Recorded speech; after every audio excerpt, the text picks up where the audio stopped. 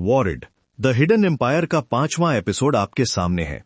आज हम देखेंगे कि कैसे अयान और कबीर एक खतरनाक खेल में फंसे हुए हैं, जहां एक कदम उनकी मौत का कारण बन सकता है और दूसरी तरफ ईशानी को कैसे झूठे जाल में फंसाया जा रहा है। ये वो रात है जब सच्चाई और धोखे के बीच की लकीर धुंधली हो जाएगी।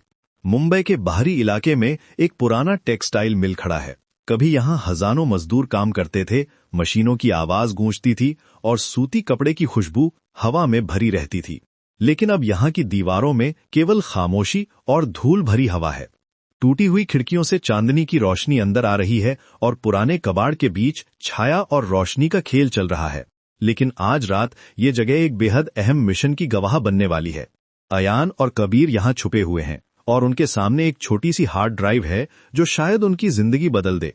कबीर अपने लैपटॉप पर तेजी से टाइप कर रहा है। उसकी उंगलियां कीबोर्ड पर इतनी तेजी से नाच रही हैं जैसे कोई पियानिस्ट कोई जटिल राग बजा रहा हो। उसके चेहरे पर पसीने की बूंदें साफ दिख रही हैं और उसकी आंखों में एक अजीब सी बेचैनी है। अयान बेचैनी से उसके कंधे के पीछे खड़ा है।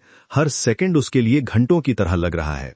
हार्ड ड्राइव को लैपटॉप से जोड़ने के बाद स्क्रीन पर एक चेतावनी का मैसेज आता है, लाल रंग में, बिल्कुल खतरे के निशान की तरह। बॉस, ये ड्राइव नॉर्मल नहीं है। कबीर की आवाज में घबराहट साफ सुनाई दे रही है। वो अपने ग्लासेस को ठीक करता है और फिर से स्क्रीन को देखता है। इसमें मिलिट्री ग्रेड इंक्रिप्शन लगा है। ये वो लेवल की सिक्योरिटी है जो सिर्फ सेना और इंटेलिजेंस एजेंसीज इस्तेमाल करती हैं। अगर मैंने एक भी गलत पासवर्ड डाला तो पूरा डेटा अपने आप डिलीट हो जाएगा। ये सेल्फ डिस्ट्रक्ट मोड पर है। अयान का दिल तेजी से धड़कने लगता है। वो जानता है कि ये हार्ड ड्राइव उनके पास आखिरी सुराग है। महीनों की मेहनत, खतरनाक रातें और न जाने कितने लोगों की जान की कीमत पर यह जानकारी उनके हाथ लगी है। अगर ये भी हाथ से निकल गया तो शैडो की पहचान करना नामुमकिन हो जाएगा। वो अपनी जेब से एक रुमाल निकालता है और अपना माथा पोंछता है। दिग्विजय पाटिल कच्चा खिलाड़ी नहीं है, अयान धीरे से कहता है, अपनी आवाज को काबू में रखते हुए। उसने अपनी काली करतूतों को 7 तालों में बंद रखा है। हर लेयर की सिक्योरिटी, हर बैकअप प्लान, सब कुछ केयरफुली प्लान्ड है। लेकिन हर ताले की एक चाबी होती है और हर सिस्टम में कोई ना कोई वीकनेस होती है। कबीर स्क्रीन को ध्यान से देखता है। उसके चेहरे पर कंसंट्रेशन की लकीरें साफ दिख रही हैं। फाइल का नाम है प्रोजेक्ट इक्लिप्स। और देखिए बॉस, इसे खोलने के लिए वॉइस रिकॉग्निशन चाहिए। यह बायोमेट्रिक सिक्योरिटी का एडवांस्ड वर्जन है। अयान की सांस रुक जाती है। वॉइस रिकॉग्निशन का मतलब है कि केवल एक खास व्यक्ति की आवाज ही इस फाइल को खोल सकती है। लेकिन किसकी आवाज? कौन है वो व्यक्ति जिसके पास इतनी सेंसिटिव इंफॉर्मेशन का एक्सेस है? इसी समय शहर के दूसरे हिस्से में दिग्विजय पाटिल के ऑफिस में एक और खेल चल रहा है। ये ऑफिस लग्जरी और पावर का सिंबल है। महंगे मार्बल के फर्श, इंपोर्टेड फर्नीचर और दीवारों पर लगी पेंटिंग्स जो करोड़ों की हैं। लेकिन आज यहां जो कॉन्वर्सेशन हो रही है वो किसी भी कीमती चीज से ज्यादा वैल्यूएबल है। ईशानी एक कुर्सी पर बैठी है। उसकी आंखों में आंसू हैं। उसका चेहरा पेल लग रहा है, जैसे किसी ने उसकी सारी एनर्जी निकाल दी हो। दिग्विजय और विक्रांत उसके सामने खड़े हैं और वे बहुत ही चालाकी से उसके दिमाग में जहर घोल रहे हैं। ईशानी बेटा, दिग्विजय की आवाज में झूठी सहानुभूति है। उसका टोन बिल्कुल एक केयरिंग अंकल की तरह है, लेकिन उसकी आंखों में एक अलग ही चमक है। मैं जानता हूं कि यह सुनना तुम्हारे लिए बहुत मुश्किल है। कोई भी लड़की इस सिचुएशन को हैंडल नहीं कर सकती। लेकिन सच्चाई ये है कि अयान ओबेरॉय, वो दरअसल एक विदेशी जासूस है जो हमारे देश को बर्बाद करना चाहता है। ईशानी का चेहरा सफेद पड़ जाता है। उसके हाथ कांप रहे हैं। नहीं नहीं, ये झूठ है। अयान ऐसा नहीं कर सकता। मैं उसे जानती हूं। उसकी आंखों में मैंने सिर्फ सच्चाई देखी है। विक्रांत आगे बढ़ता है। उसकी चाल कैलकुलेटेड है, जैसे कोई शिकारी अपने शिकार के पास जा रहा हो। ईशानी, मैं समझ सकता हूं कि तुम्हें यकीन नहीं हो रहा। प्यार में पड़ी हुई लड़की के लिए ये एक्सेप्ट करना बहुत मुश्किल होता है कि उसका बॉयफ्रेंड एक धोखेबाज है। लेकिन सोचो, वो तुम्हारे पास कैसे आया? एक रैंडम कॉफी शॉप में, बिल्कुल कोइंसिडेंस की तरह? ये सब प्लान था। वो प्यार व्यार सब नाटक था। उसने तुम्हें टारगेट किया क्योंकि तुम होम मिनिस्टर की बेटी हो। वापस टेक्सटाइल मिल में अयान और कबीर अभी भी वॉइस रिकॉग्निशन की समस्या से जूझ रहे हैं। अयान के दिमाग में अचानक एक विचार आता है। वो अपनी मेमोरी में वापस जाता है, अपने बचपन में, अपने पिता के साथ बिताए गए मोमेंट्स में। कबीर, मेरे पिता ने उस टेप में कहा था, शैडो वो है जो हम सब के ऊपर है। और दिग्विजय ने कहा था, वो परिवार का ही कोई है। अयान की आवाज में एक नई एनर्जी है, जैसे उसे कोई इंपॉर्टेंट क्लू मिल गया हो। कबीर समझ नहीं पा रहा। मतलब बॉस, आप क्या कहना चाह रहे हैं? मेरे पिता का एक भाई था, प्रताप सिंह। वो हमेशा परिवार से दूर रहता था। बिजनेस के नाम पर हमेशा फॉरेन ट्रिप्स पर रहता था। कहते हैं जुड़वां भाइयों की आवाजें 90% मैच करती हैं। शायद ये काम कर जाए। अयान अपने बैग से एक पुराना टेप निकालता है। ये उसके पिता की आवाज का रिकॉर्डिंग है, एक फैमिली फंक्शन का, जहां उसके पिता ने एक स्पीच दी थी। उस समय अयान सिर्फ 12 साल का था, लेकिन उसे वो दिन अच्छी तरह याद है। बॉस, 3 अटेम्प्ट्स बचे हैं। अगर हमने सही आवाज नहीं दी तो सब खत्म। कबीर की आवाज में डर साफ सुनाई दे रहा है। उसके हाथ कीबोर्ड पर कांप रहे हैं। अयान टेप को प्ले करता है। उसके पिता की आवाज कमरे में गूंजती है, वार्म, फेमिलियर और भरोसेमंद। कबीर तुरंत अपने सॉफ्टवेयर पर काम शुरू कर देता है। वो आवाज को मॉर्फ करने की कोशिश कर रहा है ताकि वो प्रताप सिंह की आवाज से मैच कर सके। ये प्रोसेस टेक्निकल रूप से बहुत कॉम्प्लेक्स है। वॉइस पैटर्न्स को एनालाइज करना, फ्रीक्वेंसी को एडजस्ट करना और फिर एक नई वॉइस प्रोफाइल क्रिएट करना। ये काम करेगा क्या? अयान पूछता है। बॉस, ये 50-50 चांस है। अगर प्रताप सिंह सच में आपके पिता का ट्विन ब्रदर है तो जेनेटिक सिमिलैरिटीज के कारण वॉइस पैटर्न्स भी सिमिलर होंगे, लेकिन अगर सिस्टम बहुत एडवांस्ड है तो ये डिफरेंस डिटेक्ट कर सकता है। कबीर के फिंगर्स तेजी से काम कर रहे हैं। वो वॉइस मॉड्यूलेशन सॉफ्टवेयर का एक्सपर्ट है, लेकिन आज उसकी सारी स्किल्स टेस्ट हो रही हैं। हो गया, कबीर चिल्लाता है। मैंने आवाज को मॉडिफाई कर दिया है। अब ये प्रताप सिंह की आवाज की तरह लगेगी, कम से कम थियोरेटिकली। अयान गहरी सांस लेता है। उसके हाथ भी कांप रहे हैं। ये उनका आखिरी मौका है। अगर ये काम नहीं किया तो सब कुछ खत्म हो जाएगा। ना सिर्फ उनका मिशन फेल होगा, बल्कि शैडो हमेशा के लिए उनकी पहुंच से बाहर हो जाएगा। कबीर मॉडिफाइड वॉइस को सिस्टम में फीड करता है। स्क्रीन पर आइडेंटिटी चेकिंग का मैसेज आता है। प्रोग्रेस बार धीरे धीरे आगे बढ़ता है। हर परसेंट एक इटर्निटी की तरह लग रहा है। 10%, 20%, 30%। अयान और कबीर दोनों की सांसें रुकी हुई हैं। मिल के बाहर से कुछ आवाजें आ रही हैं, शायद कोई स्ट्रे डॉग या फिर हवा की आवाज। लेकिन इस मोमेंट में हर छोटी सी आवाज भी उन्हें डरा रही है। 50%, 70%, 80%। आ रहा है बॉस, कबीर विस्पर करता है। Almost there. 90%, 95%, 98%। अगले कुछ सेकंड्स उनकी जिंदगी तय करने वाले हैं। 99%। और फिर एक चाइम की आवाज आती है, क्लियर, म्यूजिकल और beautiful. Access granted. Welcome master Pratap. Ayan की आंखों में खुशी की चमक आ जाती है। उसका पूरा बॉडी रिलैक्स हो जाता है। खुल गया, शैडो का दरवाजा खुल गया। स्क्रीन पर प्रोजेक्ट एक्लिप्स की फाइल्स दिखाई देने लगती हैं। यहां सैकड़ों डॉक्यूमेंट्स, फोटोज और वीडियोज हैं। फोल्डर्स के नेम्स भी सस्पिशियस हैं। Operation blackout, asset list, elimination protocol. Ayan तुरंत एक वीडियो फाइल पर क्लिक करता है। वीडियो शुरू होता है। पहले कुछ सेकंड्स तक स्क्रीन काली रहती है, फिर धीरे धीरे एक चेहरा दिखाई देता है। कैमरा एंगल प्रोफेशनल है, लाइटिंग परफेक्ट है, जैसे ये कोई ऑफिशियल रिकॉर्डिंग हो। अयान का चेहरा देखने लायक है। उसकी आंखें फैल जाती हैं, मुंह खुला रह जाता है। वो जो चेहरा देख रहा है वो उसकी सारी दुनिया हिला देता है। ये वो फेस नहीं है जिसकी उसने एक्सपेक्टेशन की थी। ये कोई स्ट्रेंजर नहीं है, कोई अननोन क्रिमिनल नहीं है। नहीं, ये नामुमकिन है। वीडियो में दिखने वाला व्यक्ति कोई और नहीं बल्कि लेकिन ये राज अभी खुलना बाकी है। इधर ईशानी अपने कमरे में बैठी है, हाथ में वही फोन लिए जो अयान ने उसे दिया था। उसकी आंखों में अब केवल नफरत है। वो फोन को देखती है जैसे ये कोई वेपन हो। वो दिग्विजय को कॉल करती है। मैं तैयार हूं, अयान की लोकेशन ट्रेस करो। दिग्विजय के चेहरे पर एक शैतानी मुस्कान आ जाती है। उसकी योजना पूरी तरह से काम कर गई है। ईशानी अब उसका वेपन बन चुकी है। बहुत अच्छा ईशानी, आज रात हम अयान को पकड़ लेंगे। तुमने देश की बहुत बड़ी सर्विस की है। टेक्सटाइल मिल में अयान अभी भी उस वीडियो को देख रहा है। उसका दिमाग काम करना बंद कर चुका है। जो सच्चाई उसके सामने आई है वो उसकी सारी दुनिया को उल्टा कर देती है। ये सिर्फ करप्शन या मनी का मामला नहीं है, ये कुछ बहुत बड़ा है, कुछ बहुत गहरा। कबीर उसे हिलाता है। बॉस, क्या हुआ? आप ठीक तो हैं? अयान धीरे धीरे होश में आता है। कबीर, हमें यहां से जाना होगा, अभी, इसी वक्त। क्यों? क्या देखा आपने उस वीडियो में? अयान का चेहरा गंभीर हो जाता है। शैडो की असली पहचान, और ये जानकर मेरी जिंदगी का हर सवाल का जवाब मिल गया है, लेकिन साथ ही हजारों नए सवाल भी खड़े हो गए हैं। लेकिन इससे पहले कि वो कुछ और कह सके, बाहर से गाड़ियों की आवाज आती है। कई गाड़ियां तेजी से मिल की तरफ आ रही हैं। हेडलाइट्स की रोशनी विंडोज से अंदर आ रही है। वो आ गए, अयान कहता है। ईशानी ने हमारी लोकेशन दे दी है। कबीर तुरंत लैपटॉप बंद करके हार्ड ड्राइव निकालता है। बॉस, हमें भागना होगा अभी। अयान एक आखिरी बार उस वीडियो के बारे में सोचता है।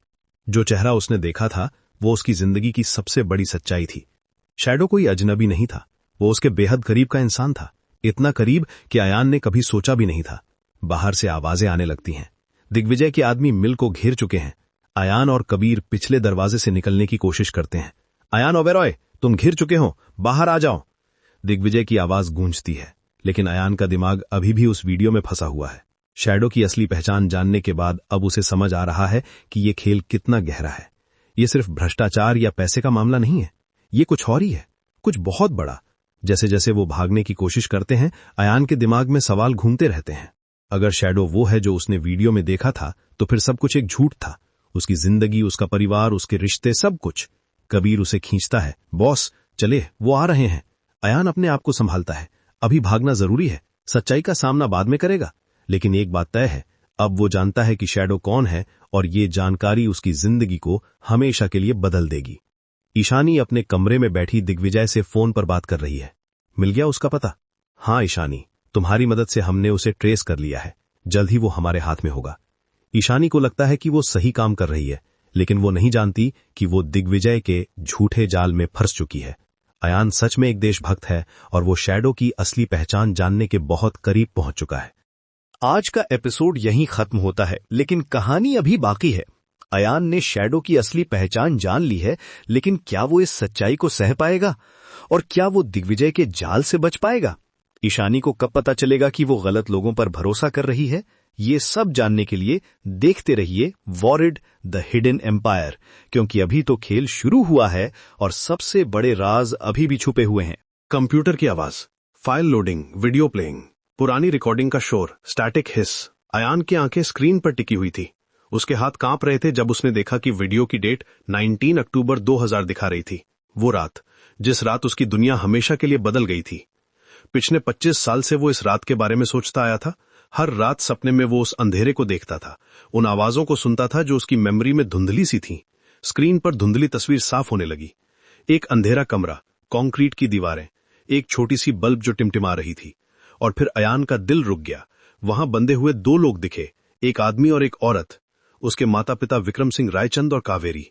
उन्हें थिक रस्सियों से बांधा गया था, उनके मुंह पर टेप लगा हुआ था। अयान ने स्क्रीन को और भी पास से देखा। उसके पिता का चेहरा, वो चेहरा जो उसे सिर्फ फोटोज में दिखा था, अब सामने था। रियल था, लिविंग था, बट टेरिफाइड था। विक्रम सिंह रायचंद, जो बिजनेस वर्ल्ड में एक पावरफुल आदमी के रूप में जाना जाता था, अब हेल्पलेस था। उसकी शर्ट फटी हुई थी, उसके चेहरे पर खून के धब्बे थे। छोड़ दो हमें, तुम्हें पैसा चाहिए ना, ले लो सब कुछ, मेरे पास जो भी है सब तुम्हारा, लेकिन मेरे बेटे को कुछ मत करना। रुद्र को छोड़ दो, वो अभी बच्चा है। अयान की सांस फूलने लगी। रुद्र, ये उसका असली नाम था। तो ये उसका असली नाम था, रुद्र सिंह रायचंद। वो अयान ओबेरॉय मरी था। वो एक ऑर्फन नहीं था। उसके पेरेंट्स थे, रिच पेरेंट्स थे, लविंग पेरेंट्स थे, जिन्होंने उसे बचाने के लिए अपनी जान तक देने को तैयार थे। उसने अपने पिता को इतना बेबस कभी नहीं देखा था। कावेरी चुपचाप रो रही थी। उसकी आंखों में अपने बेटे के लिए चिंता साफ दिख रही थी। उसकी साड़ी फटी हुई थी, उसके बाल बिखरे हुए थे, लेकिन उसकी आंखों में सिर्फ एक ही बात दिख रही थी, अपने बेबी के लिए प्यार। तभी कमरे में किसी के कदमों की आवाज आई, हैवी बूट्स की आवाज, कॉन्फिडेंट स्टेप्स। अयान ने स्क्रीन को और पास से देखा। एक आदमी अंधेरे से बाहर निकला और अयान का खून सूख गया। पापा? नहीं, ये पापा नहीं हो सकते, ये। लेकिन फिर उसने देखा, वो चेहरा बिल्कुल उसके पिता जैसा था। Same jawline, same nose, same height, लेकिन एक आंख के पास गहरा जला हुआ निशान था। और उसकी मुस्कान, वो शैतानी मुस्कान जो अयान को अपने बुरे सपनों से याद थी, वो स्माइल जो उसे नाइटमेयर्स में परेशान करती थी। चाचा प्रताप सिंह। अयान की मेमोरी में अब पीसेस जुड़ने लगे। ऑर्फनेज में जब वो छोटा था तो उसे अजीब से ड्रीम्स आते थे। एक फेस जो उसके पिता जैसा था, लेकिन ईविल था। अब वो समझ गया कि वो ड्रीम्स नहीं थे, वो मेमोरीज थे, सप्रेस्ड मेमोरीज जो ट्रॉमा की वजह से बरीड हो गई थीं। प्रताप सिंह ने अपने भाई को देखा और हंसा। वो हंसी इतनी ठंडी थी कि अयान की रीढ़ में सहरन दौड़ गई। ये वो हंसी थी जो साइकोपैथ की होती है, जो अपने ही भाई को मारने से पहले हंसता है। भाई? प्रताप की आवाज में इयर्स का दबा हुआ गुस्सा था। 25 इयर्स का जेलसी, रिसेंटमेंट और हेट्रेड। तुमने हमेशा मुझे छाया में रखा, बड़ा भाई राजा बनेगा, छोटा भाई नौकर बनेगा। बिजनेस तुम्हारा, रिस्पेक्ट तुम्हारी, फैमिली तुम्हारी, और मैं हमेशा बैकग्राउंड में, हमेशा सेकंड चॉइस। प्रताप ने अपने बर्न मार्क को टच किया। ये निशान याद है तुम्हें? जब हम बच्चे थे तब तुमने मुझे फायर में धक्का दिया था, एक्सीडेंट कहकर। लेकिन मैं जानता था तुम मुझसे जेलस थे क्योंकि पापा मुझे ज्यादा प्यार करते थे। विक्रम की आंखों में अविश्वास था। प्रताप, तुम ये क्या कह रहे हो? वो एक्सीडेंट था। मैंने तुम्हें बचाने की कोशिश की थी और हमने हमेशा सब कुछ शेयर किया है। बिजनेस में तुम्हारा इक्वल हिस्सा है। इक्वल? प्रताप ने अपनी जेब से गन निकाली, एक हेवी रिवॉल्वर जो मूनलाइट में चमक रही थी। जब तुम्हारी शादी हुई तब मैं कहां था? बेस्ट मैन के रूप में खड़ा था। जब तुम्हारा बेटा हुआ तब मैं कहां था? अंकल बनके गिफ्ट्स लाना था। हमेशा सपोर्टिंग रोल, हमेशा शैडो में। उसकी आवाज में अब प्योर वेनम था। लेकिन आज छाया ने राजा को निगल लिया है। आज मैं सिर्फ प्रताप नहीं हूं, मैं नया राजा हूं, और राजा बनने के लिए पुराने राजा को मरना पड़ता है। Gunshot, bang, screen flashes white. Ayan चीखा, नहीं। उसने देखा कि उसके पिता का शरीर आगे की तरफ गिरा। ब्लड पूल बनने लगा। कावेरी की चीख पूरे कमरे में गूंजी, एक मदर जो अपने हस्बैंड को अपनी आंखों के सामने मरते देख रही थी। प्रताप ने गन कावेरी की तरफ घुमाई। उसकी आंखों में कोई इमोशन नहीं था, बिल्कुल कोल्ड। सॉरी भाभी, तुम एक अच्छी औरत हो लेकिन विटनेसेस नहीं छोड़ सकता, और वैसे भी विधवा जिंदगी बहुत दुखदाई होती है। दूसरी गनशॉट, कावेरी भी गिर गई। अयान का पूरा शरीर कांप रहा था। उसकी आंखों से आंसू बह रहे थे लेकिन वो रो नहीं पा रहा था। ये सब इतना शॉकिंग था कि उसकी बॉडी शॉक में चली गई थी। लेकिन वीडियो अभी खत्म नहीं हुई थी। प्रताप ने अपने फोन से कॉल किया। दिग्विजय, अंदर आओ, काम हो गया। कुछ सेकंड्स बाद दिग्विजय पाटिल अंदर आया। वो आदमी जो आज भी जिंदा था, वो आदमी जो पुलिस में हाई पोजीशन पर था, वो आदमी जो अयान को पकड़ने के लिए पूरी फोर्स यूज कर रहा था। बॉडी इसको कार में डालो और पहाड़ी रोड से नीचे फेंक दो। इसे एक कार एक्सीडेंट बना दो। ब्रेक फेल, कार क्लिफ से गिरी, फायर लग गई। परफेक्ट। दिग्विजय ने नोट किया। और बच्चा? अयान ने विंडो से बाहर देखा। डजन्स ऑफ पुलिस कार्स, स्वॉट टीम, हेलीकॉप्टर्स, पूरी आर्मी खड़ी थी। फ्लड लाइट्स से पूरा एरिया दिन जैसा ब्राइट हो गया था। स्नाइपर्स की रेड लेजर डॉट्स बिल्डिंग की वॉल्स पर डांस कर रही थी। ये कैसे पॉसिबल है? अयान ने कबीर से पूछा। उसका दिमाग अभी भी वीडियो के शॉक से रिकवर हो रहा था। हमारी लोकेशन किसी को पता नहीं थी। ये प्लेस कंप्लीटली सीक्रेट था। कबीर ने अपना लैपटॉप चेक किया। उसकी फिंगर्स तेजी से कीबोर्ड पर डांस कर रही थीं। बॉस, ये सिग्नल उस फोन से आ रहा है जो आपने ईशानी मैम को दिया था। वो फोन अभी एक्टिवेट हुआ है। जीपीएस क्रैकिंग ऑन है। Glass breaking sound in Ayaan's mind. Ayaan को लगा जैसे किसी ने उसके सीने में छुरा घोंप दिया हो। पहले उसके चाचा का बिट्रेल, अब ईशानी का। वो औरत जिसे वो प्यार करने लगा था, जिसके लिए उसने अपना दिल खोला था, जिसे उसने ट्रस्ट किया था। ईशानी? उसने फोन ऑन किया, उसने पुलिस को बुलाया। अयान की आवाज में अब सिर्फ डिसबिलीफ नहीं था, पेन था। बिट्रेल का पेन जो फिजिकल पेन से भी ज्यादा होता है। उसे याद आया कि कैसे ईशानी ने उससे कहा था कि वो उसे समझती है, कैसे उसने उसके पास्ट के बारे में पूछा था, कैसे उसने उसे कंफर्ट किया था जब वो इमोशनल था। सब कुछ फेक था, सब कुछ एक ट्रैप था। बॉस, हमें यहां से निकलना होगा अभी। कबीर की आवाज अर्जेंट थी। अयान ने अपना दिमाग तेजी से चलाया। पुलिस ने बिल्डिंग को कंप्लीटली सराउंड कर दिया था। नॉर्मल एस्केप रूट्स ब्लॉक्ड थे। फ्रंट गेट पर स्वॉट टीम खड़ी थी। बैक एग्जिट पर भी पुलिस कार्स थी। रूफ पर हेलीकॉप्टर्स मंडरा रहे थे। लेकिन फिर उसे एक आइडिया आया। कबीर, बेसमेंट में जाओ। ओल्ड बॉयलर रूम में जो पुराने डाइंग केमिकल्स हैं, उन्हें बॉयलर के पास रख दो। लेकिन बॉस, वो केमिकल्स हाईली फ्लेमेबल हैं। अगर वो फायर पकड़े तो पूरी बिल्डिंग। कबीर रुक गया। उसे समझ आ गया था कि अयान क्या प्लान कर रहा है। एग्जैक्टली। अयान की आंखों में एक डेंजरस चमक थी। वो चमक जो तब आती है जब कोई आदमी अपनी जान की परवाह छोड़ देता है। हमें स्मोक स्क्रीन चाहिए, और अगर ये पूरी बिल्डिंग जल जाए तो पुलिस को लगेगा कि हम भी जल गए। Perfect diversion. स्वॉट team kicking the door, bang bang. वो अंदर आ रहे हैं, कबीर चीखा। मेन डोर पर हैवी बैंगिंग की आवाज आ रही थी, मेटल के अगेंस्ट मेटल की आवाज। अयान ने अपनी जेब से एक ड्राइव निकाली, एक स्मॉल यूएसबी ड्राइव जिसमें सारी इंफॉर्मेशन थी। ये ले, इसमें सारे एविडेंस हैं, प्रताप सिंह और दिग्विजय पाटिल के खिलाफ सब कुछ, बैंक रिकॉर्ड्स, मर्डर का प्रूफ, करप्शन के डॉक्यूमेंट्स, सब कुछ। लेकिन बॉस, सुनो मेरी बात। अयान ने कबीर के कंधे पकड़े। उसकी ग्रिप इतनी टाइट थी कि कबीर को पेन हुआ। बेसमेंट में बैक साइड में एक ड्रेन है, वो डायरेक्टली रिवर में जाकर मिलती है। तुम उससे एस्केप करो, ये ड्राइव को सेफ प्लेस पर ले जाओ। और आप? अयान ने अपनी गन चेक की। मैगजीन फुल थी, एक्स्ट्रा एमुनेशन भी था। मैं यहां रुकूंगा, पुलिस को बिजी रखूंगा जब तक तुम सेफली निकल नहीं जाते। समवन को तो सैक्रिफाइस करना होगा। नहीं बॉस, मैं आपको अकेला नहीं छोड़ सकता, हम साथ में निकलेंगे। जाओ, ये आदेश है। अयान की आवाज में अब अथॉरिटी थी, वो अथॉरिटी जो एक लीडर में होती है। अगर ये ड्राइव पकड़ी गई तो मेरे माँ बाप को इंसाफ कभी नहीं मिलेगा। जाओ अभी। कबीर की आंखों में आंसू आ गए। उसने ड्राइव ली और बेसमेंट की तरफ भागा। वो जानता था कि ये शायद आखिरी बार है जब वो अयान को देख रहा है। अयान ने बेसमेंट में जाकर सारे केमिकल कंटेनर्स को बॉयलर के पास रख दिया। Old paint thinners, acetone, benzene, सब कुछ हाईली फ्लेमेबल था।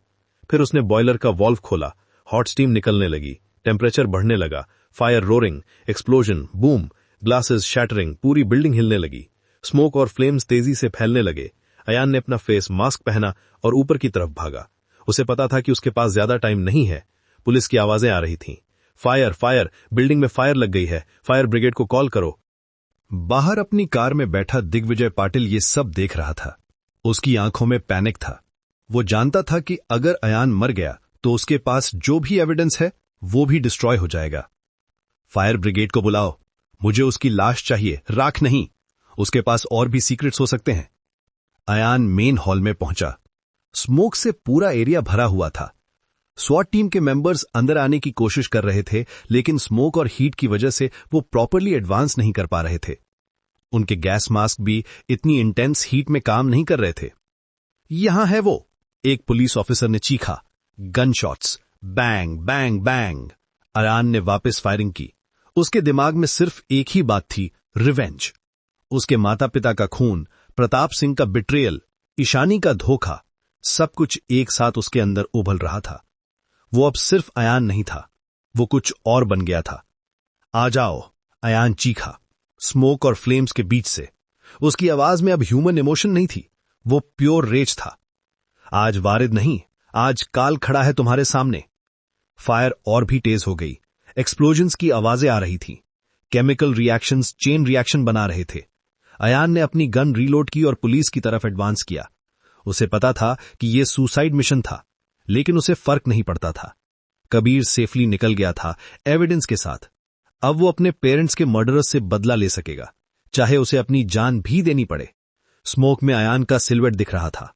वो एक घोस्ट की तरह लग रहा था, एक वेंजफुल स्पिरिट जो अपने फैमिली के किलर्स को सजा देने आया था। फायर की लाल रोशनी में वो डेमन जैसा दिख रहा था। पुलिस ऑफिसर्स पीछे हट रहे थे। फायर इतनी इंटेंस थी कि वो प्रॉपरली एम नहीं कर पा रहे थे। और अयान फायर के बीच से निकलकर उन पर अटैक कर रहा था, जैसे उसे हीट फील ही नहीं हो रही हो। ये इनसेन है, एक ऑफिसर चीखा। वो फायर के बीच कैसे फाइट कर रहा है? ये नॉर्मल नहीं है। लेकिन अयान को कुछ फील नहीं हो रहा था, न हीट, न स्मोक, न पेन। उसके अंदर सिर्फ रेज था, प्योर कॉन्सेंट्रेटेड रेज, जो उसे सुपर ह्यूमन स्ट्रेंथ दे रहा था। वो रेज जो एक सन में तब आता है जब वो अपने पेरेंट्स के मर्डरर्स को देखता है। बिल्डिंग के बाहर फायर ब्रिगेड आ गई थी, लेकिन फायर इतनी बड़ी थी कि वो कंट्रोल करना ऑलमोस्ट इम्पॉसिबल था। केमिकल फायर को पानी से बुझाना और भी डेंजरस था। दिग्विजय पाटिल अपनी कार से बाहर निकला। उसकी आंखों में पैनिक था। उसे जिंदा पकड़ो, मुझे उससे पूछना है कि उसके पास और क्या एविडेंस है, कहीं कोई बैकअप तो नहीं। लेकिन अब बहुत देर हो चुकी थी। अयान ने अपना ट्रांसफॉर्मेशन कंप्लीट कर लिया था। वो अब सिर्फ अयान ओबेरॉय नहीं था, वो काल था, डेथ इटसेल्फ।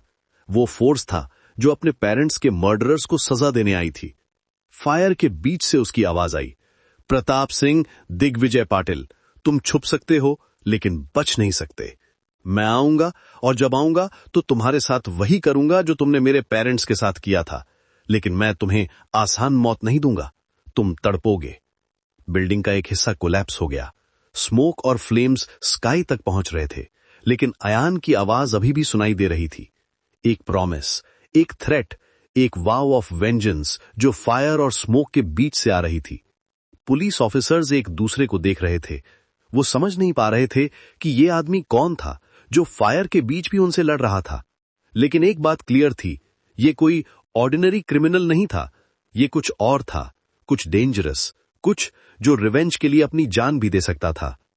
और समवेयर उस स्मोक और फायर के बीच अयान ओबेरॉय का ट्रांसफॉर्मेशन कंप्लीट हो गया था। वो अब काल था और उसका मिशन अभी शुरू हुआ था। प्रताप सिंह और दिग्विजय पाटिल को अभी नहीं पता था कि उनकी डेथ उनके सामने खड़ी है, लेकिन जल्द ही उन्हें पता चल जाएगा। आग की लपटें अयान के चारों ओर नाच रही थीं। टेक्सटाइल मिल का हर कोना धुएं से भरा हुआ था। काली धुएं की दीवारें उसे घेरती जा रही थीं। हवा में कपड़े जलने की तीखी गंध थी। उसकी सांस फूल रही थी। कंधे में गोली का दर्द तेज हो रहा था। खून धीरे धीरे उसकी शर्ट को भिगो रहा था। बाहर पुलिस की आवाजें गूंज रही थीं। फायर ब्रिगेड, पानी मारो, हमें वो जिंदा चाहिए। अयान के दिमाग में सिर्फ एक ही बात घूम रही थी, बचकर निकलना है। वो जानता था कि अगर पुलिस ने उसे पकड़ लिया तो सब कुछ खत्म हो जाएगा। न सिर्फ उसकी जान बल्कि सारे सबूत भी नष्ट हो जाएंगे। दिग्विजय पटेल की सारी गंदगी दफन हो जाएगी। अयान ने अपनी जेब से फोन निकाला। कंपकपाते हाथों से कबीर का नंबर डायल किया। एक बार, दो बार, तीसरी घंटी पर कट गया। शायद कबीर भी किसी मुसीबत में फंसा होगा।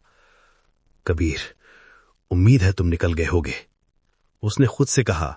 आवाज में दर्द और चिंता दोनों थी। तभी सीढ़ियों पर भारी जूतों की आवाज आई। पुलिस ऊपर आ रही थी। अयान ने चारों ओर देखा। एक तरफ आग की दीवार थी जो हर सेकंड उसके करीब आ रही थी। दूसरी तरफ पुलिस थी जो उसकी मौत का इंतजार कर रही थी। बचने का सिर्फ एक ही रास्ता था, खिड़की। लेकिन यह रास्ता भी मौत से कम नहीं था। वहां है, हाथ ऊपर। अयान ने पीछे मुड़कर देखा। 3 पुलिस वाले बंदूकें तान कर उसकी ओर आ रहे थे। उनकी आंखों में हत्या का इरादा साफ दिख रहा था। यह गिरफ्तारी नहीं थी, यह एनकाउंटर था। अयान को समझ आ गया कि दिग्विजय ने सारा इंतजाम कर दिया था। उसने खिड़की की ओर देखा। नीचे 30 फुट की गहराई में नाला बह रहा था। बारिश के कारण पानी तेज था, गंदा था, लेकिन यही उसकी जिंदगी का आखिरी सहारा था। मौत और मौत के बीच चुनना था। अयान के दिमाग में बचपन की यादें कौन थीं? बब्बन के साथ धारावी की छतों से कूदना। उस वक्त लगता था कि वो उड़ सकते हैं। आज फिर उड़ना था, लेकिन इस बार जान बचाने के लिए। जय महाकाल, अयान चिल्लाया और खिड़की से कूद गया। हवा में गिरते वक्त उसे लगा जैसे समय रुक गया हो। गोली का दर्द, आग की गर्मी, सब कुछ एक पल के लिए भूल गया। हवा उसके कानों में सीटी बजा रही थी। नीचे का पानी तेजी से करीब आ रहा था। फिर ठंडे पानी का झटका लगा। नाले का पानी उसे अपने साथ बहाने लगा। पानी बर्फ की तरह ठंडा था। अयान का सारा शरीर सुन्न हो गया। नाले की तेज धारा उसे पत्थरों से टकरा रही थी। कंधे का घाव और भी गहरा हो गया। खून पानी में घुलकर लाल धागे बना रहा था।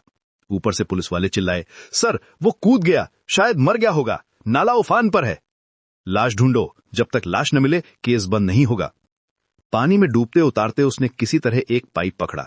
सांस लेने के लिए संघर्ष कर रहा था। कंधे से खून बह रहा था। फेफड़े पानी से भर गए थे, लेकिन वो जिंदा था, अभी भी जिंदा था। धारा उसे आगे ले जा रही थी, शहर के नीचे से गुजरते हुए। गंदे पानी की बदबू से उसका दम घुट रहा था, लेकिन यही पानी उसकी जान भी बचा रहा था, पुलिस से दूर ले जा रहा था। दूसरी तरफ दिग्विजय पटेल के ऑफिस में जश्न का माहौल था। महंगी विस्की की बोतलें खुली थीं। विक्रांत फोन पर बात कर रहा था। उसकी आवाज में खुशी और राहत दोनों थी। अंकल, खबर पक्की है, वो नाले में कूद गया। इतनी ऊंचाई से गिरने के बाद और गोली लगने के बाद कोई नहीं बचता। दिग्विजय की आंखों में संतुष्टि की चमक थी, लेकिन अभी भी सावधानी बरकरार थी। शानदार, लेकिन मुझे उसकी लाश चाहिए विक्रांत। जब तक मैं उसका चेहरा ना देख लूं, फाइल बंद नहीं होगी। विक्रांत ने विस्की का घूंट लिया। अंकल, आप चिंता मत करिए, कल तक लाश मिल जाएगी। अब हम ईशानी की शादी की तैयारी शुरू कर सकते हैं। मैंने होटल ग्रैंड पैलेस बुक कर दिया है। दिग्विजय मुस्कुराया। बहुत बढ़िया, अयान का चैप्टर बंद हो गया। अब नया चैप्टर शुरू होगा तुम्हारा और ईशानी का। तभी दिग्विजय का फोन बजा। स्क्रीन पर शैडो लिखा था। उसके चेहरे की मुस्कान गायब हो गई। उसने फोन उठाया। जल्दबाजी मत करो दिग्विजय, रायचंद के बीज आसानी से नहीं मरते। जब तक अंतिम संस्कार न हो जाए, जश्न मत मनाना। प्रताप सिंह की आवाज में चेतावनी थी। दिग्विजय का चेहरा गंभीर हो गया। लेकिन सर, हमने अपनी आंखों से देखा है, वो कूद गया है। देखना और मरना अलग बात है। मैं उस लड़के को जानता हूं, वो अपने बाप का बेटा है। राजू रायचंद भी ऐसे ही मुसीबतों से निकलता था। फोन कट गया। दिग्विजय ने विक्रांत की ओर देखा। लाश जल्दी ढूंढो, शैडो सही कह रहा है, जब तक अयान का अंतिम संस्कार नहीं होगा मैं चैन से नहीं सो सकूंगा। इधर धारावी की गलियों में अयान लड़खड़ाता हुआ चल रहा था। रात के 3 बज रहे थे। गलियां सुनसान थीं, सिर्फ कुत्तों के भौंकने की आवाज आ रही थी। हर कदम पर दर्द हो रहा था। खून से कपड़े भीग गए थे, बुखार चढ़ रहा था। धारावी की संकरी गलियां उसे जानी पहचानी लग रही थीं। यहां वो बचपन में बब्बन के साथ खेला था। यहीं उसने पहली बार गरीबी देखी थी। यहीं उसने सीखा था कि जिंदगी कितनी कठिन हो सकती है। अचानक उसे एक जानी पहचानी गली दिखी। वही छोटी सी झुग्गी जहां बब्बन रहता था। 5 साल हो गए थे मिले हुए, लेकिन आज उसे अपने बचपन के दोस्त की सख्त जरूरत थी। बब्बन, उसने धीरे से कहा। एक छोटी सी झुग्गी के सामने पहुंचकर उसने दरवाजा खटखटाया। हाथ कांप रहे थे। अंदर से आवाज आई, कौन है इतनी रात को? मैं हूं, तेरा अवी। दरवाजा खुला। बब्बन ने अयान को देखा तो उसकी आंखें फैल गई। 5 साल बाद मिला था अपना बचपन का दोस्त, लेकिन इस हालत में, खून से लथपथ, बुखार में तप रहा। अरे यार, तू कैसे? अंदर आ जल्दी। बब्बन ने अयान को अंदर ले जाकर बिस्तर पर लिटाया। उसकी बीवी सुनीता जाग गई। उसने तुरंत पानी गर्म करना शुरू किया। बब्बन ने अयान की शर्ट फाड़ी। घाव देखकर उसका चेहरा पीला पड़ गया। गोली आर पार नहीं हुई थी, हड्डी में फंसी थी। निकाल दी है, लेकिन बुखार बहुत तेज है और ये पानी शरीर में जहर फैल रहा है। बब्बन ने अपनी सारी मेडिकल नॉलेज लगाई। धारावी में डॉक्टर नहीं मिलते, यहां लोग खुद ही इलाज सीख जाते हैं। उसने गोली निकाली, घाव साफ किया, पट्टी बांधी। अगले 2 दिन अयान बेहोशी में रहा। बुखार में बड़बड़ाता रहा। कभी ईशानी का नाम लेता, कभी दिग्विजय को गालियां देता। बब्बन और उसकी पत्नी ने दिन रात सेवा की। सुनीता ने उसे अपने बेटे की तरह देखा। तीसरे दिन उसकी आंख खुली तो बब्बन मुस्कुराया। वापस आ गया मेरा यार, पानी पी ले। अयान ने धीरे से पानी पिया। गला सूख रहा था। बब्बन, मुझे एक काम करना है। पहले ठीक हो जा, फिर जो करना है कर लेना। नहीं यार, बस इतना समझ ले, तेरा अभी मर चुका है। जो बचा है वो सिर्फ बदला है। बब्बन ने अयान का हाथ पकड़ा। यार, जो भी हुआ है भूल जा, नई जिंदगी शुरू। अयान ने सिर हिलाया। नई जिंदगी तभी शुरू होगी जब पुरानी का हिसाब चुकता हो जाए। चौथे दिन कबीर आया। उसने जीपीएस ट्रैकर की मदद से अयान को ढूंढा था। अयान की घड़ी में एक छुपा हुआ ट्रैकर था जो सिर्फ इमरजेंसी में काम करता था। बॉस, थैंक गॉड आप जिंदा हैं। मैंने जीपीएस ट्रैकर का बैकअप सिग्नल फॉलो किया जो आपकी घड़ी में था। अयान ने राहत की सांस ली। हार्ड ड्राइव सुरक्षित है? हां बॉस, बिल्कुल सेफ है। सारे सबूत महफूज हैं, लेकिन बाहर की दुनिया में आप मर चुके हैं। कबीर ने अपना फोन निकाला और न्यूज चैनल खोला। न्यूज एंकर बोल रहा था, बिजनेसमैन अयान ओबेरॉय की मौत की पुष्टि हो गई है। पुलिस के अनुसार वो एक टेक्सटाइल मिल में लगी आग में फंस गया था। बचने की कोशिश में वो नाले में कूद गया, लेकिन तेज धारा में बह गया। अभी तक लाश नहीं मिली है। फिर न्यूज बदली। इस दुखद घटना के बाद दिग्विजय पटेल ने अपनी बेटी ईशानी की शादी विक्रांत सिंघानिया से करने का फैसला किया है। शादी अगले हफ्ते होगी। ईशानी ने कहा है कि वो इस फैसले से खुश है। अयान का चेहरा पत्थर की तरह सख्त हो गया। आंखों में आग जल उठी। जिस लड़की के लिए उसने अपनी जान दांव पर लगाई थी, वो उसकी मौत के 1 हफ्ते बाद ही दूसरे से शादी करने को तैयार थी। ईशानी की शादी विक्रांत से? हाँ बॉस, दिग्विजय अंकल ने सोचा कि आप मर गए हैं तो। अयान ने मुट्ठी भींची। नाखून हथेली में गड़ गए। यार, शायद ईशानी को मजबूरी में। बॉस, आप सीरियस हैं? अयान ने कबीर की ओर देखा। बिल्कुल। दिग्विजय ने मुझे मारने की कोशिश की। अब मैं उसे दिखाऊंगा कि मरा हुआ अयान जिंदा अयान से कितना खतरनाक है। वो खिड़की के पास गया। बाहर धारावी की रोशनियां टिमटिमा रही थीं। लाखों लोग यहां छुपकर रहते थे। अब वो भी उनमें से एक था। बब्बन, मुझे यहां कुछ दिन रुकना होगा। यार, जब तक चाहे रुक, लेकिन प्लीज कुछ गलत मत करना। अयान ने बब्बन का कंधा थपथपाया। गलत तो वो लोग कर चुके हैं यार, अब मैं सिर्फ सही कर रहा हूं। अगले दिन अयान ने अपनी पूरी योजना बनाई। कबीर से कहा कि वो सारी जानकारी इकट्ठा करे। शादी कहां होगी, कितने लोग आएंगे, सिक्योरिटी कैसी होगी। बॉस, लेकिन आप अकेले कैसे? अकेला नहीं हूं कबीर, मेरे पास सबसे बड़ा हथियार है, मेरी मौत। कोई मुझे ढूंढने की कोशिश नहीं करेगा, क्योंकि सब समझते हैं मैं मर चुका हूं। शाम को अयान ने न्यूज देखी। ईशानी की तस्वीर स्क्रीन पर थी। वो मुस्कुरा रही थी। शादी की तैयारियों के बारे में बात कर रही थी। मैं बहुत खुश हूं, विक्रांत एक अच्छा इंसान है, पापा ने सही फैसला लिया है। अयान की मौत के बाद मैं बहुत टूट गई थी, लेकिन अब लगता है कि जिंदगी को आगे बढ़ाना चाहिए। अयान ने टीवी बंद कर दिया। उसके चेहरे पर कोई भावना नहीं थी, सिर्फ ठंडा गुस्सा। ईशानी के शब्द उसके दिल में चाकू की तरह चुभ रहे थे। बब्बन, तूने कभी सोचा है कि मौत कैसी होती है? बब्बन घबरा गया। यार ऐसी बातें मत कर। मैं फिलॉसफी नहीं कर रहा, मैं प्रैक्टिकल बात कर रहा हूं। मौत सिर्फ सांस का रुकना नहीं है, मौत है सब कुछ का खत्म हो जाना। उम्मीदें, सपने, रिश्ते, सब कुछ। अयान ने अपना चेहरा आईने में देखा। लेकिन कभी कभी मौत एक नई शुरुआत भी होती है। अयान ओबेरॉय मर गया, अब जो बचा है वो सिर्फ बदला है। रात को अयान ने कबीर को फोन किया। सारी डिटेल्स मिल गई? हाँ बॉस, शादी होटल ग्रैंड पैलेस में है, 500 गेस्ट्स आएंगे, सिक्योरिटी टाइट होगी, बाउंसर्स होंगे, मेटल डिटेक्टर लगेंगे। परफेक्ट। अब मुझे सिर्फ एक चीज चाहिए। क्या बॉस? अयान की आवाज में एक अजीब ठंडक थी। एक दूल्हे का जोड़ा। क्योंकि अगले सोमवार को मैं शादी में जाऊंगा, लेकिन दूल्हा बनकर नहीं, मौत बनकर। फोन कट गया। धारावी की गलियों में एक नया खेल शुरू होने वाला था। एक ऐसा खेल जिसमें जीत और हार का फैसला खून से होगा। अयान ने खिड़की से बाहर देखा। मुंबई की रोशनियां दूर तक फैली थीं। कहीं उन रोशनियों के बीच ईशानी अपनी शादी की तैयारी कर रही थी, कहीं विक्रांत अपनी जीत का जश्न मना रहा था, और कहीं दिग्विजय अपनी सफलता पर खुश था। लेकिन वो सब नहीं जानते थे कि धारावी की एक छोटी सी झुग्गी में एक मरा हुआ आदमी उनकी मौत की योजना बना रहा था। एक ऐसा आदमी जिसके पास खोने के लिए कुछ नहीं बचा था। और जब किसी के पास खोने के लिए कुछ नहीं होता तो वो सबसे खतरनाक हो जाता है। बस कुछ दिन और, अयान ने खुद से कहा। फिर सबको पता चल जाएगा कि अयान ओबेरॉय सिर्फ मरा नहीं है, वो वापस आया है। और इस बार वो सिर्फ अयान नहीं है, वो मौत है, वो बदला है, वो अंधेरे से निकला हुआ साया है। धारावी की रात में एक नई कहानी का जन्म हो रहा था। एक ऐसी कहानी जो खून से लिखी जाने वाली थी।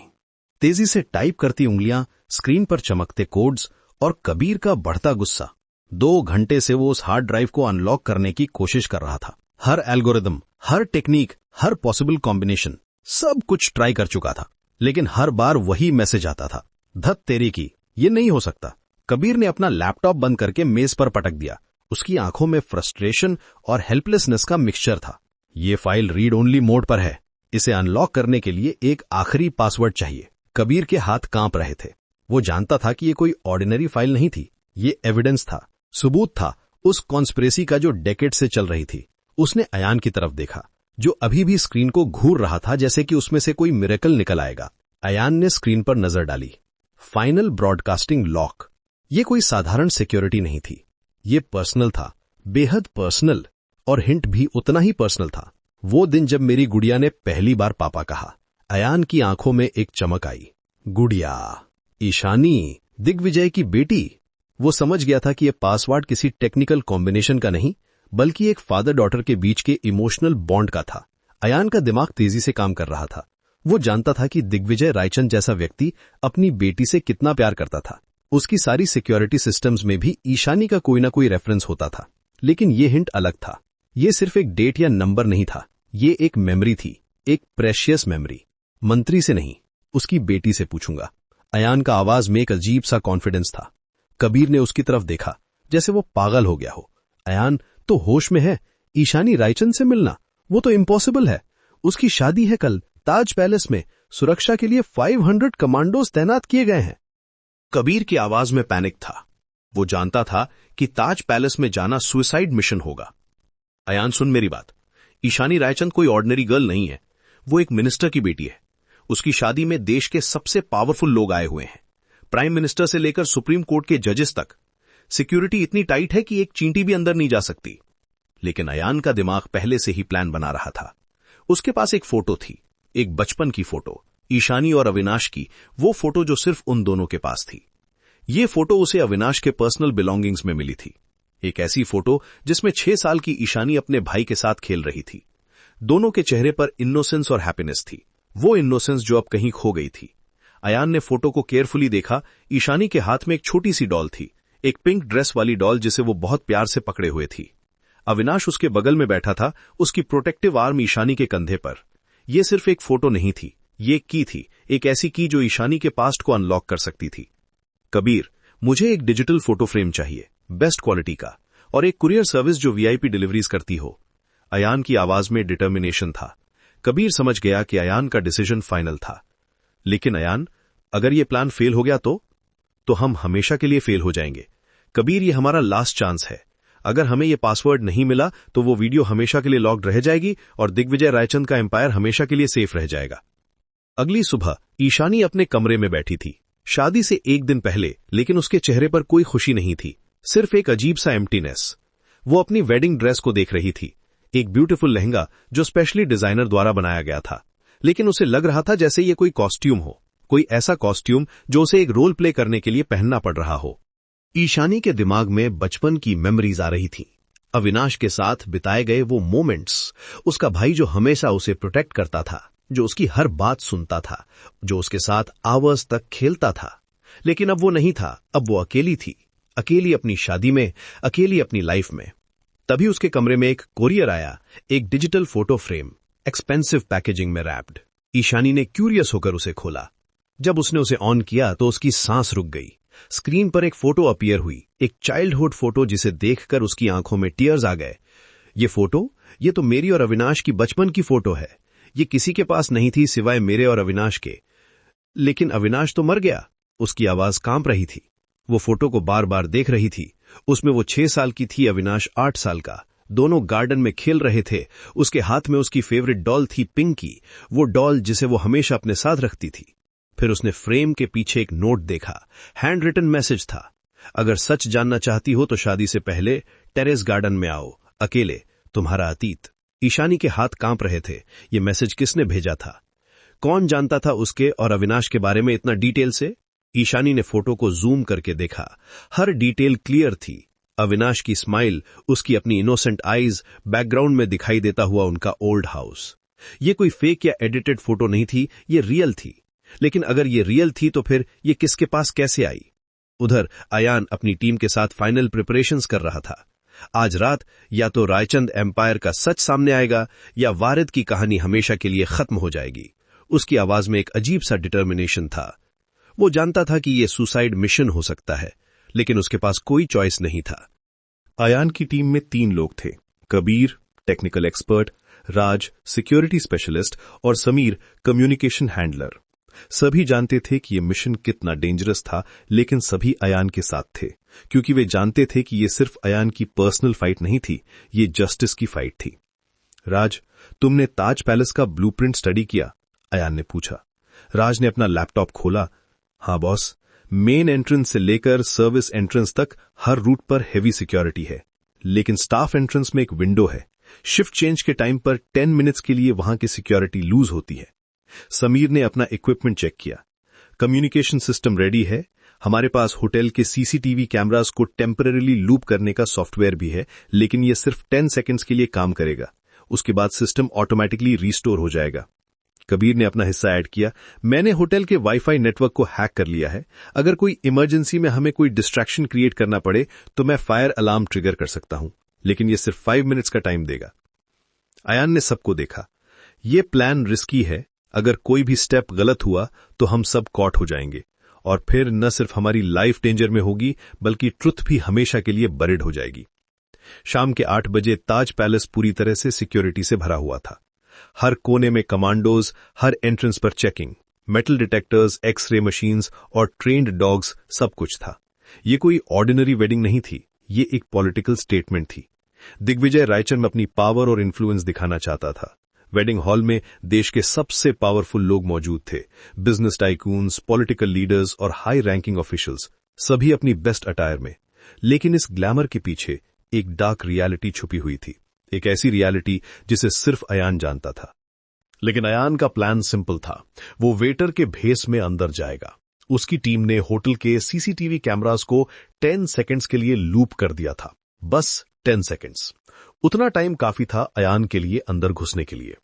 उसने वेटर की यूनिफॉर्म पहनी थी, perfect fitting, proper ID card और कॉन्फिडेंस। वो जानता था कि इस क्राउड में ब्लेंड इन करना आसान नहीं होगा, लेकिन उसके पास कोई चॉइस नहीं था। अयान ने सर्विस एंट्रेंस से एंट्री की। उसका हार्ट तेजी से धड़क रहा था। हर स्टेप पर उसे लग रहा था कि कोई उसे पहचान लेगा, लेकिन उसकी ट्रेनिंग और एक्सपीरियंस ने उसकी हेल्प की। वो एक प्रोफेशनल वेटर की तरह मूव कर रहा था, कॉन्फिडेंट, फोकस्ड और इनविजिबल। टेरेस गार्डन में ईशानी वेट कर रही थी। उसका दिल तेजी से धड़क रहा था। वो जानती थी कि ये गलत है, लेकिन वो फोटो उसे यहां खींच लाई थी। वो बार बार अपने फोन पर टाइम चेक कर रही थी। 8:15 हो गए थे। कोई नहीं आया था। क्या ये कोई प्रैंक था या कोई ट्रैप? तभी शैडोज में से कोई निकला, एक वेटर। लेकिन जब उसने फेस देखा तो उसकी आंखें फैल गईं। ये फेस उसे फेमिलियर लग रहा था, बहुत फेमिलियर, जैसे कि वो इसे कहीं देखा हो, कहीं बहुत पहले। तुम जिंदा हो? पापा ने कहा था तुम मर गए। ईशानी की आवाज में शॉक और कंफ्यूजन था। अयान ने अपना मास्क हटाया। उसका फेस क्लियर दिखाई दे रहा था, वही फेस जो ईशानी को बचपन से याद था। अविनाश का बेस्ट फ्रेंड अयान। तुम्हारे पापा बहुत कुछ कहते हैं ईशानी, जैसे ये कि मैं देशद्रोही हूं, लेकिन सच क्या है वो इस ड्राइव में है। अयान की आवाज में पेन था। वो जानता था कि ईशानी के लिए ये सब एक्सेप्ट करना कितना डिफिकल्ट होगा। उसने एक पेन ड्राइव निकाली। इसमें तुम्हारे पापा और प्रताप सिंह की बातचीत है। मेरे माता पिता की हत्या के बारे में सब कुछ प्लान्ड था ईशानी, सब कुछ। अयान के हाथ कांप रहे थे। ये पेन ड्राइव उसके लिए सिर्फ एक स्टोरेज डिवाइस नहीं थी, ये उसकी लाइफ का सबसे इंपॉर्टेंट पीस था। ईशानी के हाथ कांप रहे थे। नहीं, यह झूठ है। पापा ऐसा नहीं कर सकते। वो एक ऑनेस्ट पॉलिटिशियन है। वो देश के लिए काम करते हैं। उसकी आवाज में डेस्परेशन थी। वो अपने पापा को डिफेंड करना चाहती थी, लेकिन अयान की आईज में जो पेन दिखाई दे रहा था वो उसे कंफ्यूज कर रहा था। ईशानी, मेरे पास वक्त नहीं है। मुझे एक पासवर्ड चाहिए। वो दिन जब तुमने पहली बार पापा कहा था, बताओ मुझे। अयान की आवाज में डेस्परेटनेस थी। वो जानता था कि हर सेकंड प्रेशियस था। कभी भी सिक्योरिटी उसे पकड़ सकती थी। ईशानी ने अपनी आंखें बंद की। उसे वो डे याद आया। वो बेयरली 2 years ओल्ड थी। उसकी मॉम उसे अपनी डॉल के साथ खिला रही थी। पिंकी को भी खाना दो, वो कहती थी। और फिर जब उसके पापा ऑफिस से आए तो उसने पहली बार क्लियरली पापा कहा था। जुलाई 15, उसका बर्थडे, वो दिन जब उसने अपना पहला क्लियर वर्ड बोला था। लेकिन तभी पीछे से आवाज आई, बढ़िया एडिटिंग है अयान, डीप फेक बनाना तो कोई तुमसे सीखे। विक्रांत, उसके साथ 10 कमांडोज थे, सभी के हाथों में गन्स थी। अयान ट्रैप्ड था। तुम सच में सोचते हो कि मैं अपनी वाइफ को तुम्हारे साथ अकेले छोड़ दूंगा? विक्रांत का फेस काम था, लेकिन उसकी आईज में कोल्डनेस थी। वो जानता था कि ये मोमेंट आने वाला था। उसने इसकी प्लानिंग की थी, ईशानी को बेट के रूप में यूज करके अयान को ट्रैप करना। ईशानी कंफ्यूजन में थी। एक तरफ अयान, जो उसका चाइल्डहुड फ्रेंड था, जिसे वो मरा हुआ समझती थी। दूसरी तरफ विक्रांत, जो उसका होने वाला हस्बैंड था। ईशानी, ये टेररिस्ट है। इसने तुम्हें मैनिपुलेट किया है। ये वीडियो फेक है। विक्रांत की आवाज में अथॉरिटी थी। नहीं, अयान चिल्लाया। ईशानी, अगर आज तुम इसकी तरफ गई तो सच हमेशा के लिए मर जाएगा। पासवर्ड बताओ, सच देखो। अयान की आवाज में डेस्परेशन और अर्जेंसी दोनों थी। वो जानता था कि ये उसका लास्ट चांस था। लेकिन विक्रांत का पेशेंस खत्म हो गया था। उसने अपने कमांडोज की तरफ देखा। उसकी आईज में कोई इमोशन नहीं थी, सिर्फ कोल्डनेस। Shoot him. एक गन शॉट की आवाज गूंजी। टेरेस गार्डन में साइलेंस छा गई। ईशानी की चीख एको हो रही थी। लेकिन कौन गिरा था? अयान, कोई कमांडो या कोई और? स्मोक और कंफ्यूजन में कुछ भी क्लियर नहीं था। ये मोमेंट सिर्फ एक क्लिफ हैंगर नहीं था, ये एक टर्निंग पॉइंट था। एक ऐसा मोमेंट जहां ट्रूथ और डिसेप्शन के बीच की लाइन ब्लर हो गई थी। ईशानी के सामने 2 रियलिटीज थीं। एक में उसका पापा हीरो था, दूसरी में विलन। एक में अयान टेररिस्ट था, दूसरी में विक्टिम। उस गनशॉट के साथ न सिर्फ एक बुलेट फायर हुई थी, बल्कि एक एम्पायर के सीक्रेट्स भी हवा में लटक गए थे। क्या ईशानी को सच का पता चल पाएगा? क्या वो पासवर्ड देगी? और सबसे इंपॉर्टेंट, क्या अयान अभी भी जिंदा है? इस ड्रामेटिक कन्फ्रंटेशन में एक बात क्लियर थी, रायचंद एम्पायर के सीक्रेट्स अब छुपाए नहीं जा सकते थे। चाहे अयान जिंदा हो या मरा हो, ट्रूथ का सीड ईशानी के दिमाग में बो दिया गया था। और सीड्स, जैसा कि हम जानते हैं, हमेशा ग्रो करते हैं।